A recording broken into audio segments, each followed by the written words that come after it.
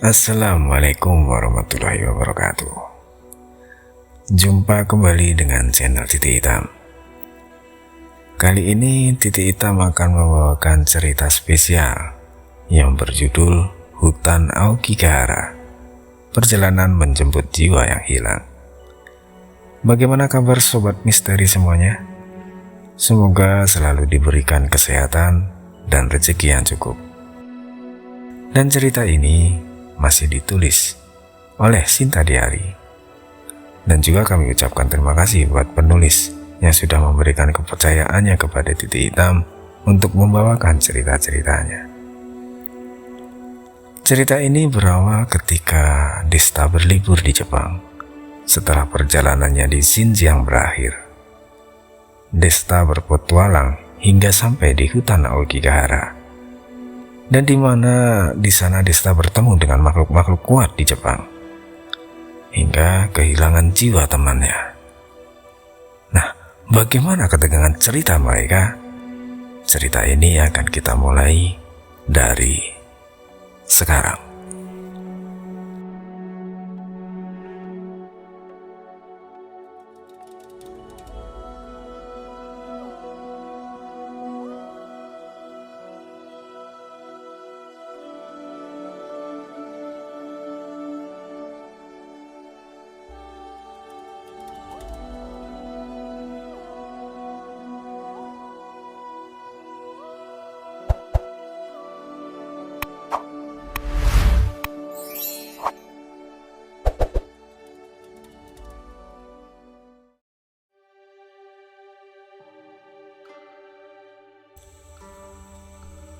Namaku Desta. Aku akan menceritakan pengalamanku ketika berkunjung di hutan bunuh diri, hutan Aokigahara, Jepang. Hutan ini juga disebut sebagai lautan pohon karena pemandangannya yang indah dari kejauhan. Namun jika kalian memasukinya, segalanya akan berubah. Apalagi jika kalian tersesat, tentu akan menjadi mimpi buruk sepanjang hidup kalian. Kenapa bisa begitu? Ya, inilah kisah perjalananku dan kawan-kawan di hutan Aokigahara. Saat itu, tahun 2018 awal, bulan Februari, setelah aku mengakhiri perjalananku di Xinjiang, aku memilih untuk tinggal di Tokyo, Jepang, bersama kedua orang tuaku. Ayahku juga sudah tua, sudah saatnya dia untuk pensiun bekerja, dan aku gantikan mengurus perusahaannya. Tentu, sebelum aku memulai pekerjaanku, aku minta untuk berlibur terlebih dahulu. Berlibur yang aku maksud bukan sekedar berwisata, menikmati keindahan alam negeri Sakura saja. Tujuanku adalah menantang jin-jin atau makhluk-makhluk yang ada di negeri tersebut. Pertama adalah Hakoneyama yang berada di Tokyo. Ini semacam tempat seperti bukit yang konon katanya menyeramkan. Namun bagiku tak ada artinya seramnya sama sekali. Bahkan ketika aku bertemu sosok wanita tembus pandang di situ, jika dibandingkan dengan kuntilanak di Indonesia tak ada apa-apanya. Lebih kuat aura kuntilanak. Dan yang kedua adalah Sansen 16 Tokyo, gedung pencakar langit 60 lantai yang konon katanya awal pembangunannya banyak memakan korban jiwa. Bagi penduduk Jepang, gedung ini sangatlah horor. Sering terjadi penampakan bola-bola api mengelilingi gedung. Namun, lagi-lagi tak mampu membuatku merinding. Jangankan merinding, kesan horornya pun sangatlah lemah sekali. Yang ketiga adalah Oiran-Buchi. Adalah sebuah jembatan yang menurutku seperti di Ancol. Namun, jembatan ini dulunya tempat pembunuhan 50 lebih wanita malam. Dan konon arwah-arwah mereka bergentayangan hingga kini. Dan itu memang benar. Aku sendiri merasakan aura kuat ketika berada di jembatan tersebut. Aku yakin jembatan itu bisa membuatku tertantang. Akhirnya aku mencoba melakukan uji nyali bersama dengan seorang ahli sekaligus pemanduku. Sebut saja namanya Sato Sensei. Dan ternyata dugaanku mengkhianati. Aku memang merasakan energi kuat di jembatan itu siang harinya. Tapi ketika malam tiba, energi kuat tersebut hilang. Aku sempat bertemu wanita menggunakan kimono dari kejauhan. Ketika aku dekati, lenyap begitu saja. Lagi-lagi tak membuatku puas. Keempat adalah terowongan Chusetsu. Menurut Sato Sensei, ini adalah terowongan tua dan sangat dihindari oleh masyarakat Jepang. Terowongan ini dulunya tempat untuk orang-orang melakukan kejahatan seperti pembunuhan. Bentuk terowongannya pun memang terlihat tua dan berlumut, bundar dan berkesan horornya dapat. Namun sayangnya, ketika aku berada di sana, auranya tak sekuat jembatan Oiran Puji. Jadi aku menebak saja, terowongan ini biasa-biasa saja. Yang kelima adalah reruntuhan bekas hukuman gantung di Osaka. Tempat ini tepatnya di daerah Shinsekai. Nah, ini tempat yang membuatku tertarik, sebab aura negatif di wilayah itu sangatlah kuat, dan aku meyakini ada benda pusaka di tempat itu. Akhirnya aku dan Sato Sensei akan melakukan uji nyali. Satu akan menunggu dari kejauhan, dan aku sendiri berada di reruntuhan itu. Malam pun tiba. Suasana memang sangat mencekam. Bisikan-bisikan kematian terdengar samar-samar. Aku mulai merasakan kenyamanan horor yang epik. Kemudian, aku mencoba untuk menarik pusaka yang ada di tempat itu. Seperti dugaanku, memang ada pusaka di tempat itu, yaitu sebuah katana kecil yang baunya sangat menyengat anyir darah, seperti baru saja untuk memotong. Aku tak berani membuka sarungnya. Kemudian, Sato Sensei menghampiriku karena dia merasakan firasat buruk. "Letakkan kembali benda itu, Tuan," kata Sato Sensei berteriak panik dengan bahasa Jepang. Aku pun langsung menuruti ucapannya. "Ada apa dengan benda ini, Sensei?" kataku. "Ini adalah benda kutukan, Tuan. Jika saja Tuan mencabut sarungnya, katana itu akan meminta korban. Saya heran Anda mampu mengambilnya." Jelas Sato Sensei. Ajaibnya, pusaka itu tiba-tiba lenyap begitu saja. "Segitu doang? Tidak seru," kataku dalam hati. Lagi-lagi tak membuatku merasakan kesan horor yang aku harapkan. Hingga akhirnya di tempat selanjutnya, Mbah Basel terpaksa muncul ketika aku berada di hutan Aokigahara. Setelah dari Osaka, aku kembali ke Tokyo dahulu karena ada hal yang harus aku lakukan. Lagi pula, Sato Sensei tak mau lagi memanduku ke tempat-tempat horor lagi. Dia takut terkena dampak negatif melihat kelakuanku yang hiper sekali dengan horor. Sampai Tokyo aku istirahat 1 hari. Dan esok harinya, aku berkunjung ke tempat terpencil di wilayah Gunung Fuji, tepatnya di hutan Aokigahara. Aku naik bus dari Shinjuku ke stasiun Kawaguchi, ditemani oleh anak laki-laki tetangga ibuku, sebut saja Jiro. Dari sana kami naik bus jurusan Saiko menuju Ice Cave di samping hutan Aokigahara, dan bertanya kepada penjaga stasiun mengenai jadwal keberangkatan bus.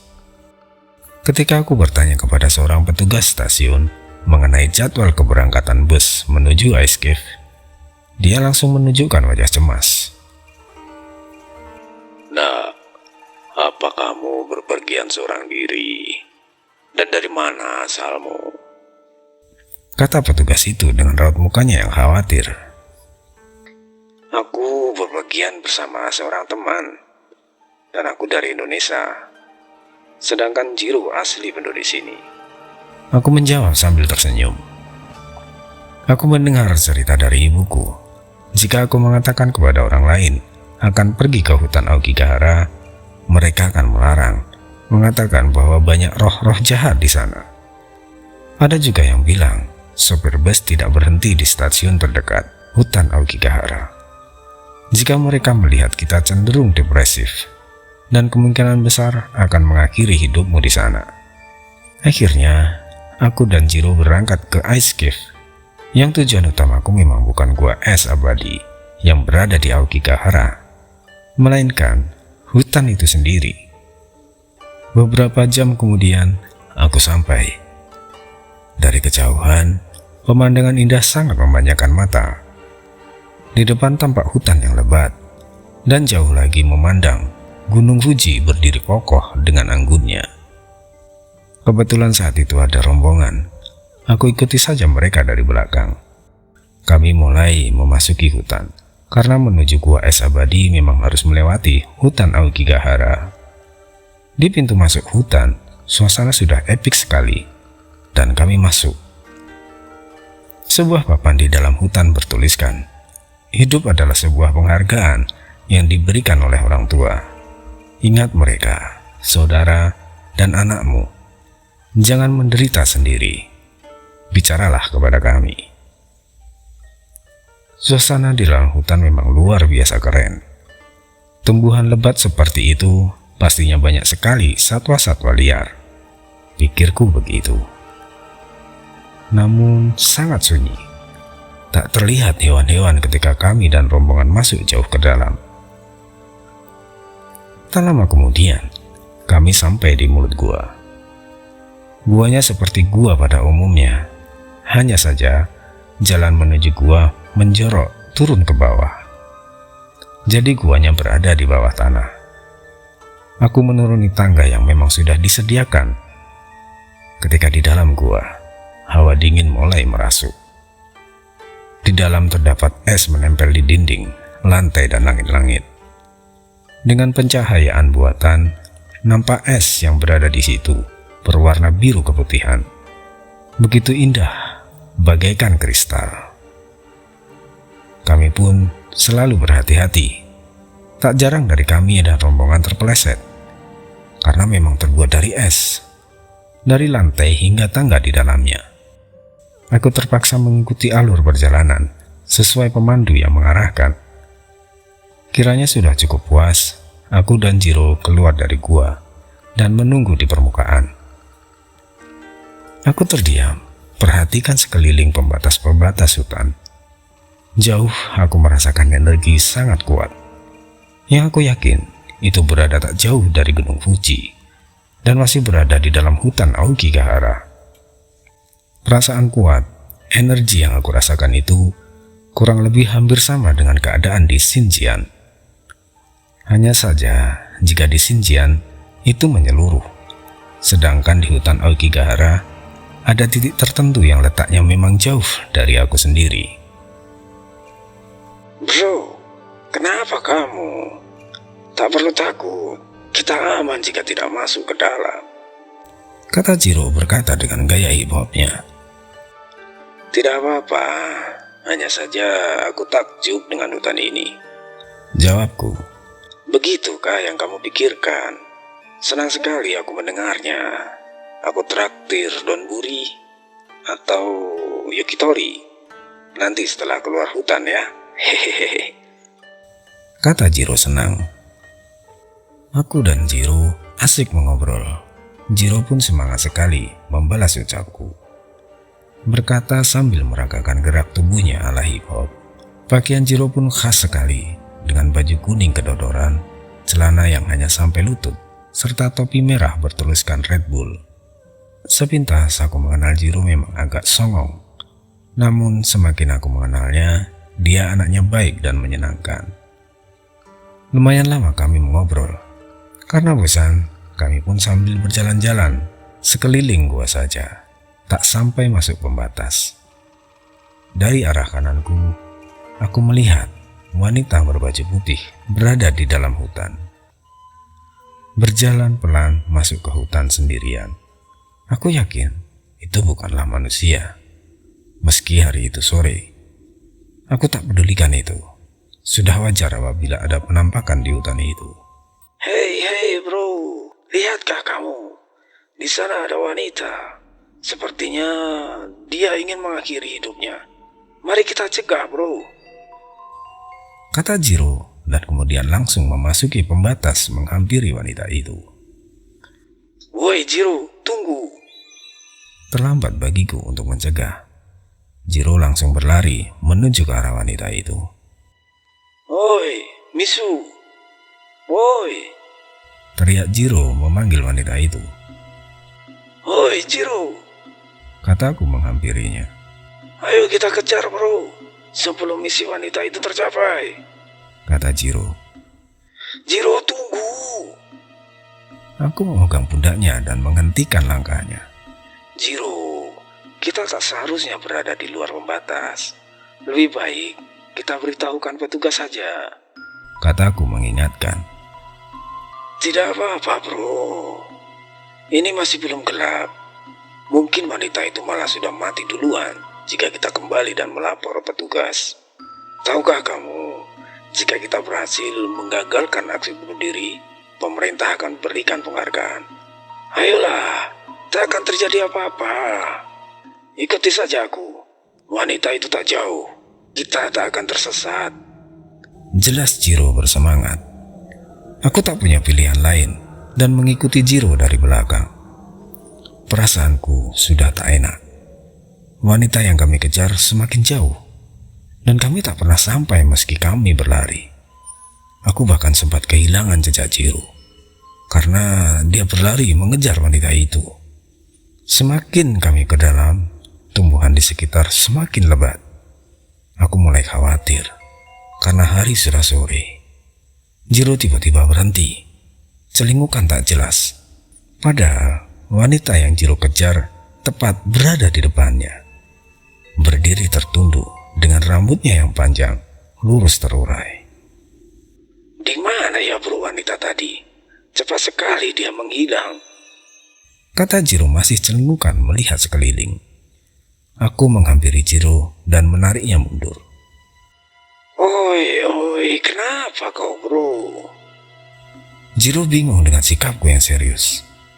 Setelah aku menarik Jiro dan berada di sampingku, aku kemudian mendekati wanita itu, perlahan sambil peringatkan Jiro untuk diam. "Jiro, diam kamu di sini ya. Jangan bersuara lagi."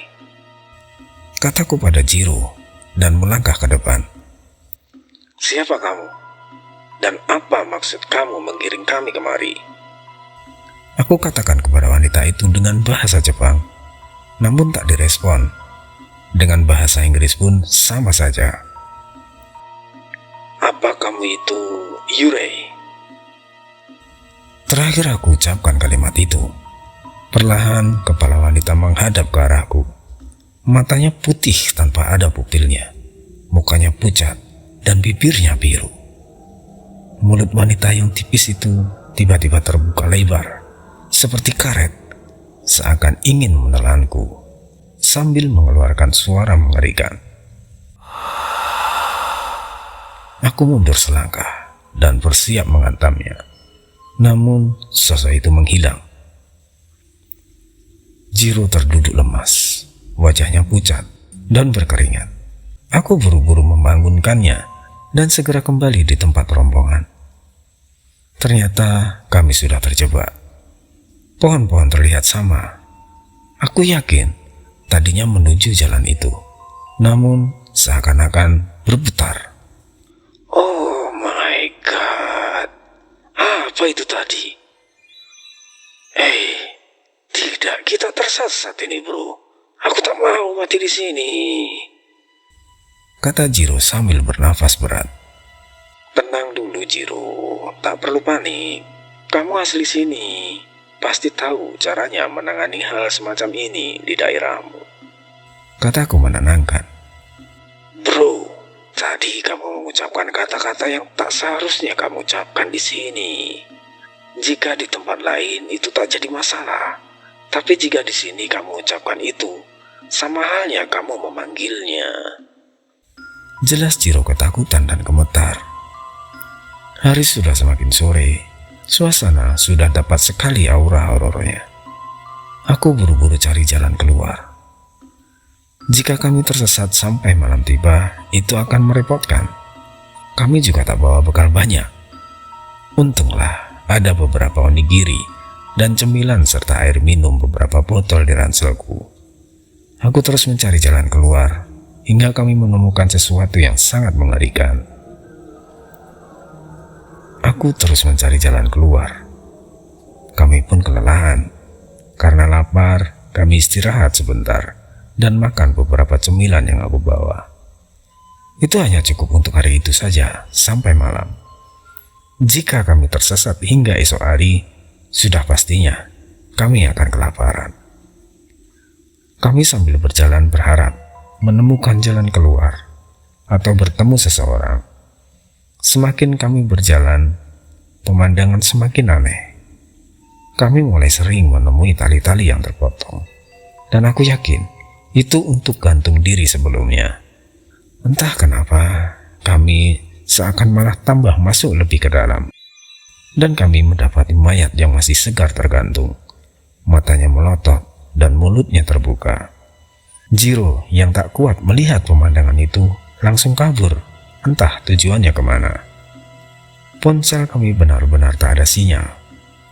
Aku hanya mengandalkan cahaya dari lampu HP, karena hari semakin gelap. Untunglah aku berhasil menyusul Jiro. Kami istirahat sejenak.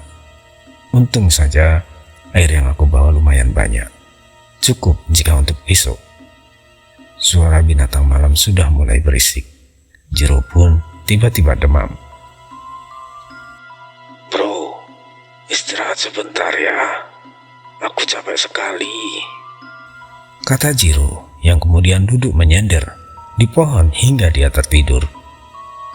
Dalam tidurnya, Jiro mengigau dan dia memeluk akar pohon sambil menggoyang-goyangkan pantatnya, sambil berucap yang tak pantas aku katakan di sini. Dalam keadaan seperti ini, sempat pula dia mimpi seperti itu. Aku tak mau mengganggu tidurnya dan aku biarkan saja. Aku pun duduk menyender di pohon depannya Jiro. Sudah banyak sekali makhluk yang perhatikan aku. Inilah sensasi yang menyenangkan. Sudah ratusan kali aku melihat penampakan. Semenjak aku duduk, dari hantu tanpa kepala, potongan tubuh yang terbang mengitari kami, hingga sosok wanita dengan wajah yang penuh darah.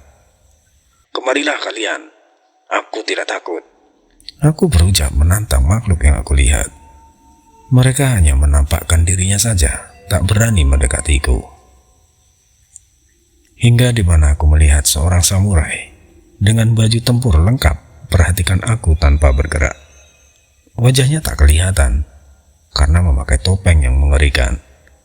Secara fisik mirip dengan manusia, namun auranya lumayan kuat dibandingkan makhluk-makhluk yang dari tadi perhatikanku.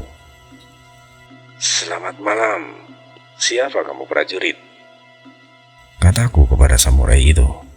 Prajurit itu mulai mendekat dan sambil mengeluarkan pedangnya. Aku pun berdiri dari dudukku. Apa yang hendak kamu lakukan? Kembali aku bertanya. Samurai itu berteriak, berlari menghampiriku, dan siap mengayunkan senjatanya. Tiba-tiba Mbah Basil muncul. Aumannya membuat prajurit samurai mundur dan hilang. Jiro pun tak terbangun dan masih tertidur. Kenapa kamu muncul, Mbah? Aku sendiri mampu menghadapi kok. Aku protes. Nah, perhatikan sekelilingmu dengan teliti. Banyak sosok-sosok kuat yang bersembunyi. Jika kamu tak hati-hati, kamu akan celaka. Tak pantas juga kamu menantang mereka, jawab Mbak Basil. Dan ternyata benar. Setelah aku perhatikan dengan seksama, sekelilingku tidak hanya makhluk-makhluk biasa saja. Ada beberapa prajurit samurai serta monyet hitam. Sudah paham sekarang, nak? Bangunkan teman kamu. Ayo, aku bimbing keluar dari sini, kata Mbak Basil. Ya, memang sih. Meski kompas atau sinyal tak ada di dalam hutan itu, aku masih bisa minta bantuan Mbak Basil. Aku bangunkan Jiro, namun dia tak mau bangun. Dia seperti terlena sekali dalam mimpinya. "Hoi, bangun!" Aku teriak. Jiro langsung terbangun karena kaget dan linglung. Aku langsung membangunkannya, berjalan keluar. Sepanjang jalan, Jiro hanya diam. Dia selalu perhatikan sekelilingnya dengan raut mukanya yang takut. Untungnya, dia tak mampu melihat Mbah Basil. Dalam perjalanan keluar, aku hanya mendengarkan apa yang Mbah Basil katakan, hingga Mbah Basil berhenti. "Nah, ada manusia lain di sini. Ikut aku." Kata Mbah Basil yang tiba-tiba berubah arah. Dari kejauhan, aku melihat cahaya. Dan setelah aku dekati, ada tenda berdiri di sana. "Halo, ada orang?" Kata Jiro yang tiba-tiba sedikit lebih tenang. "Oh, God. Terima kasih. Akhirnya kami bertemu seseorang." Kata salah seorang wanita keluar dari tenda. Wanita itu jelas bukan warga Jepang. Di dalam tenda masih ada dua wanita yang tertidur. Dan ternyata mereka tak menyadarinya bahwa salah satunya bukan manusia. Kami menghampiri tenda itu dan nampak seorang wanita keluar. Dan dua lainnya tertidur. Wanita itu bersyukur sekali bertemu dengan kami. Begitu pula dengan Jiro. "Apa yang Anda lakukan di sini, Nona?" Kataku pada wanita itu dengan bahasa Inggris. "Saya bersama saudariku dan memang ingin berkemah di hutan ini. Kebetulan kami sangat menyukai suasana horor. Tetapi sayangnya kami terlalu jauh masuk ke dalam hutan. Sebetulnya kami ketika memasuki pertama kalinya, kami sudah mengurungkan niat untuk berkemah dan hanya ingin melihat-lihat saja. Namun kami malah tersesat dan kami bertemu seseorang dikala kami kebingungan. Akhirnya kami mengajaknya ikut bersama kami. Namaku Laura, temanku di dalam Mary, serta Yuki yang kami temui sore tadi." Jelas Laura. "Kami pun juga tersesat. Sekarang ini hendak mencari jalan keluar." Kataku sambil melirik ke dalam tenda.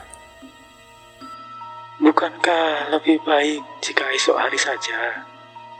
Sekarang masih gelap dan kalian hanya mengandalkan penerangan HP. Esok kita sama-sama untuk keluar." Pinta Laura. "Makanan kami sudah habis. Kami akan kelaparan jika harus menunggu besok." Aku meyakinkannya. "Iya, itu benar. Mari gabung dengan kami." Jiro menambahkan.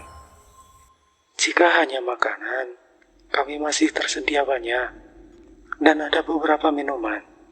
Di sini saja dahulu, hingga esok pagi.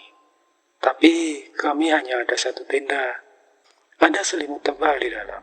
Kalian bisa memakainya." Laura memaksa kami untuk sementara tinggal. Aku pun tak ada alasan lagi untuk menolak. Aku melirik Mbah Basil, dan sepertinya dia juga tak keberatan. Laura masuk ke dalam tenda. Dia kaget bahwa di tenda hanya ada satu orang, Mary, sedangkan Yuki tidak ada. Aku pun menjelaskan, tadinya memang ada dua orang di dalam tenda, dan sebenarnya Yuki itu bukanlah manusia. Tentu mereka tak percaya dengan ucapanku. Setelah aku menjelaskan tentang diriku, lambat laun mereka mulai mempercayai. Lagi pula menurut Laura, dari awal bertemu Yuki sore itu, Yuki tak bicara apapun. Hanya dengan bahasa tubuh saja menuntun Laura dan Mary. Pikir mereka, Yuki mungkin penduduk sekitar yang lebih tahu tentang hutan itu. Kami mengobrol sepanjang malam sambil makan dan minum bir untuk menghangatkan tubuh. Kami bersyukur mereka mau berbagi. Jadi, Laura dan Mary adalah warga negara Belanda. Mereka cantik-cantik seperti model. Mereka adalah pencinta alam. Sudah biasa menjelajah, terutama hutan, dan baru pertama kalinya di hutan Aokigahara. Dalam semalam, kami sudah saling mengenal dan seakan sudah sangat dekat. Sampai obrolan kami melenceng jauh, hingga mengarah ke hal-hal yang lebih privasi. Bahkan Jiro dan Mary sudah saling berdekatan dan saling mencolek. Meski awalnya hanya bercanda, sepertinya pengaruh bir membuat mereka lupa bahwa kita berada di tempat yang benar-benar angker. Hanya dalam waktu sebentar saja, Jiro dan Mary sudah mulai bermesraan. Aku berdiri dan menghampiri mereka. Jiro, jangan kelewatan. Ini bukan tempat yang tepat untuk bertingkah seperti itu, kataku sambil menendang kakinya. Oi bro, tenang saja. Tak perlu khawatir bro. Sudah, kamu temani saja Laura, jawab Jiro tak menghiraukan peringatanku. Aku kembali duduk. Selama tidak bertindak jauh, aku biarkan saja. Bolehkah aku duduk di sebelahmu? Terasa dingin sekali tiba-tiba, kata Laura yang tiba-tiba menghampiriku. Kami sudah mencoba untuk membuat pengapian, tapi tak berhasil. Jadi hanya lampu LED saja penerangan kami. Laura tak hanya mendekatiku saja, dia lama-lama menyender karena kedinginan. Mukanya pun merah seperti mabuk, dan Jiro pun semakin menjadi. Oi Jiro, aku teriak. Apa-apaan kau ini bro, mengganggu saja. Jiro berdiri dan berlalu pergi bersama Mary. Kemana kamu Jiro? Jangan jauh-jauh kamu pergi. Aku peringatkan. Jangan kamu ikuti kami, jangan mengganggu, tegas Jiro marah. Tentu aku tak diam saja dan ingin mencegah. Laura mencegahku dan memelukku kuat. Entah apa yang terjadi. Tiba-tiba saja Laura lebih mendekatkan badannya. Nah, jangan sampai tergoda. Ada yang tak beres dengan mereka. Aku akan cek sekeliling, kata Mbak Basil peringatkanku sambil berlaru pergi. Aku hanya melirik Mbak Basil dan mengangguk. Aku membawa Laura masuk ke tenda, karena dia sepertinya sangat kedinginan. Ketika aku hendak keluar, Laura menarikku hingga aku terjatuh, menimpa badannya. Aku tahu apa yang Laura pikirkan, dan aku juga manusia normal. Sesekali mungkin aku bisa menahan, tapi tiba-tiba auman Mbak Basil menyadarkanku. Seketika aku buru-buru berpakaian dan keluar tenda. Kamu hendak kemana? Laura ingin mencegahku dengan suaranya yang gak karuan karena mabok. Aku keluar tenda dan kaget melihat sekelilingku. Mbah Basil pun sudah dalam keadaan wujud tempurnya.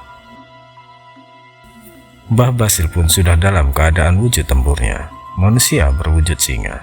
Sekelilingku sudah ada ratusan makhluk-makhluk menyeramkan. Semuanya kurang lebih sama seperti hantu-hantu di gambaran Jepang. Namun lebih banyak seperti manusia pada umumnya. Hanya saja pakaiannya seperti zaman era kesogunan. Semuanya hanya diam menatapku. Tak ada yang mendekat. Mungkin mereka takut dengan Mbah Basil. Mbah, bisa jelaskan? Aku menghampiri Mbah Basil.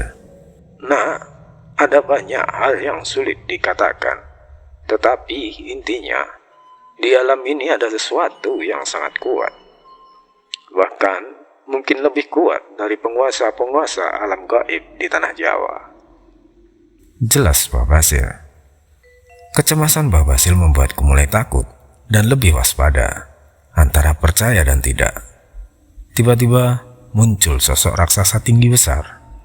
Ada 4 raksasa menghampiri kami dan semuanya menggunakan baju zirah samurai. Nah, 4 makhluk besar itu salah satu penghuni kerajaan gaib di sini. Kehadiranku memancing mereka keluar. Hati-hatilah, nak, kata Mbah Basil serius. Terdengar suara para raksasa mencabut pedangnya, seperti bumi berguncang. Pedang mereka berselimut api biru. pasti akan hangus jika terkena pedang itu. 4 pedang besar mengarah kepadaku. Sudah jelas aku tak akan mampu menahannya. Mbah Basil pun tampak ragu, yakin bisa menahannya. Sebuah penghalang melindungi kami. Tetapi siapa yang melakukannya? Amitabha. Seorang biksu berada di belakangku. Masih muda, botak pastinya, dan telinganya panjang ke bawah. Sungguh perbuatan yang tak terpuji. Amitabha. Kata biksu itu menoleh ke arah Jiro dan Mary yang tengah melakukan perbuatan yang tak pantas. Jiro dan Mary masih melakukannya seperti mereka kerasukan. Raut mereka mengerikan seperti binatang. Air liurnya membasahi seluruh tubuhnya sambil terus menggoyang-goyangkan pantatnya. Mary pun sama saja, ekspresinya tak jauh beda dengan Jiro. Mbah, apa yang terjadi dengan teman-temanku itu? Mengerikan sekali ekspresi mereka. Dan siapa biksu itu? Kataku pada Mbah Basil. Mereka seperti kerasukan binatang. Dan biksu itu yang awalnya membantuku lolos dari penguasa di alam ini, nak. Jelas Mbah Basil. Biksu itu bernama Ataya, bukan biksu manusia pastinya. Makhluk gaib yang berwujud biksu. Seperti julukannya, biksu itu sangat welas asih dan suka menolong orang-orang yang tersesat di hutan. Jika Yurei adalah roh pendendam dan sering menyesatkan manusia, biksu Ataya sebaliknya. Jika yang pernah memasuki hutan Aokigahara ketika bingung tak tahu arah, pasti pernah mendapatkan bisikan baik dan bisikan jahat untuk melakukan bunuh diri. Tak lain, itu bisikan dari biksu Ataya dan Yurei yang menyesatkan. Amitabha, sadarlah kalian manusia. Biksu Ataya mendekati Jiro sambil merapalkan mantra. Seketika Jiro dan Mary tersadar dalam kondisi sesuatunya masih menancap. Mereka berdua kaget dan seperti orang bloon. Tak hanya itu saja, sesuatu yang menancap itu tak bisa lepas. Jiro bukan lagi seperti sebelumnya. Dia menjadi orang idiot. Begitu juga dengan Mary. Amitabha, semuanya sudah terlambat. Biksu itu berucap dan menghampiri kami. Situasi kami saat itu masih diserang oleh 4 raksasa dan dikelilingi ratusan makhluk. Namun pelindung masih kokoh, seakan tak terjadi apa-apa. Biksu itu menghampiriku dan kami berkenalan. Dia menjelaskan keadaan Jiro, bahwa jiwanya sudah rusak, sangat sulit untuk menyembuhkan kembali seperti semula. Untung saja aksiku dihentikan tepat waktu oleh Mbah Basil. Jika saja terlambat, mungkin akan sama nasibku seperti Jiro. Jadi kemungkinan besar Jiro saat itu bukan Jiro yang sebenarnya. Begitu juga dengan Mary. Untung saja dengan bantuan Biksu Ataya, Jiro bisa lepas. Karena aku pernah mendengar di daerahku Gunung Kidul, Yogyakarta, di salah satu hutan, ada seorang pasangan mesum melakukan tindakan yang tak pantas di dalam hutan. Seperti Jiro juga, kelaminnya tidak bisa lepas. Dan akhirnya laki-lakinya tewas karena terpaksa dipotong kemaluannya, dan wanitanya pun gila setelah itu. Meskipun Jiro dan Mary bisa dibilang beruntung, namun dalam diri mereka bukanlah mereka sesungguhnya. Aku bingung menjelaskannya. Intinya, Jiro dan Mary aslinya jiwanya tidak berada dalam tubuhnya. Dan tentu itu sangat berbahaya apabila tak segera dikembalikan seperti semula. Kami menunggu hingga pagi, sampai makhluk-makhluk yang mengepung kami pergi. Paginya, Laura teriak. Mungkin kaget, kenapa dia tiba-tiba tidak berbusana. Setidaknya, Laura masihlah dirinya seutuhnya. Setelah mendengar semua ceritaku, Laura sangat ketakutan dan buru-buru mengemasi barang-barangnya. Jiro dan Mary seperti anak idiot, meski kadang sadar, tapi lebih seringnya seperti orang blow. Oh my god, bagaimana caranya Mary bisa seperti semula? Haruskah kita segera bawa mereka ke rumah sakit? Kata Laura panik. Sementara kita keluar saja dulu dari sini, jawabku. Mbah Basil tak pernah muncul jika hari terang. Namun Biksu Ataya masih ada dan menuntun kami keluar hutan. Ternyata kami sangat jauh tersesat ke dalam hutan, dan dalam perjalanan sudah tak diragukan lagi jika kami sering bertemu mayat-mayat yang sudah hancur ataupun hanya tulang-tulangnya saja. Jika aku berniat menjarah, sudah pastinya aku akan kaya mendadak. Setiap mayat yang kami temui pasti ada barang-barang berharga di samping mayat atau di bawah mayat yang tergantung. Biksu Ataya memperingatkanku untuk tak menyentuh barang-barang yang bukan miliknya. Selain itu, tindakan tak terpuji bisa jadi itu nantinya menyebabkan kemalangan. Lumayan lama kami berjalan. Selain medannya yang lumayan sulit, banyak akar-akar pohon yang menghambat langkah kami. Saat itu, kami bertemu seorang kakek renta. Bukan hantu, tetapi manusia.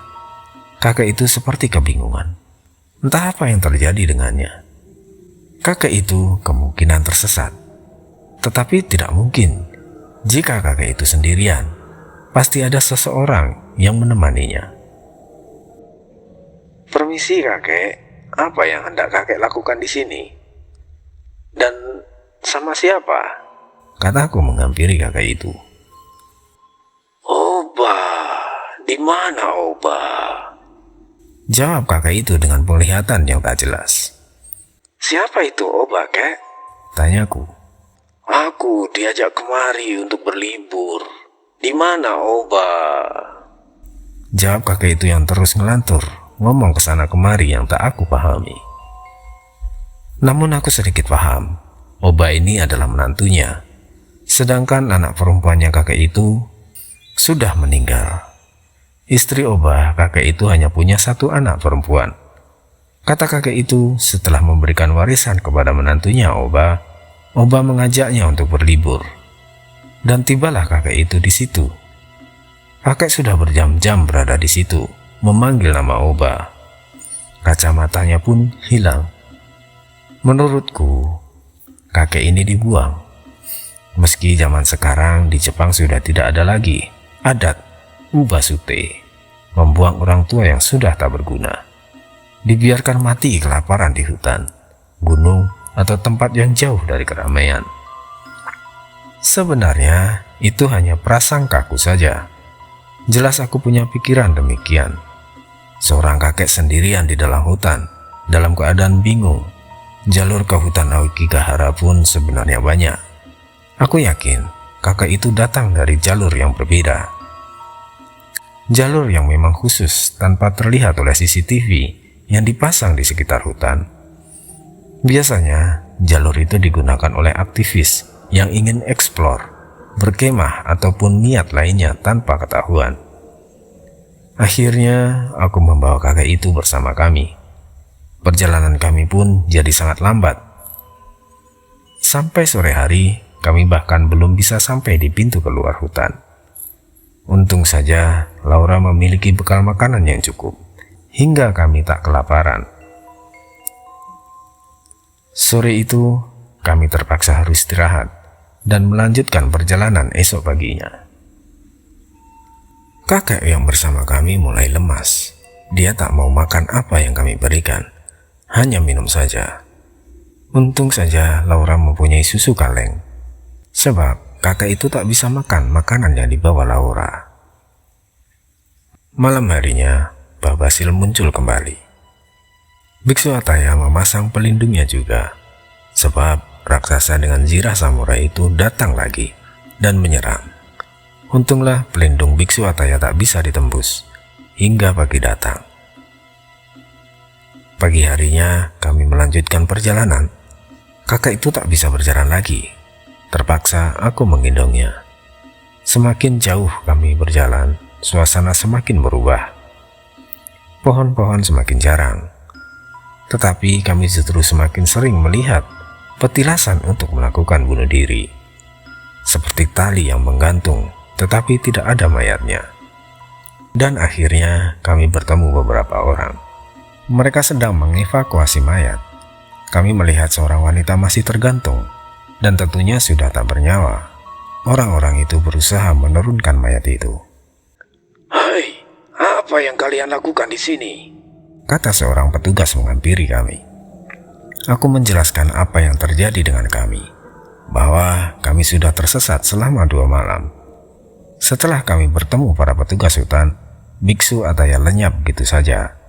Tentu saja selama itu hanya aku saja yang memastikan kehadiran biksu itu. Mendengar penjelasanku, para petugas itu malah bertepuk tangan, senang melihat kami selamat. Tiba-tiba Laura menjerit ketakutan melihat sosok mayat yang tergantung itu. Kenapa baru menjerit sekarang?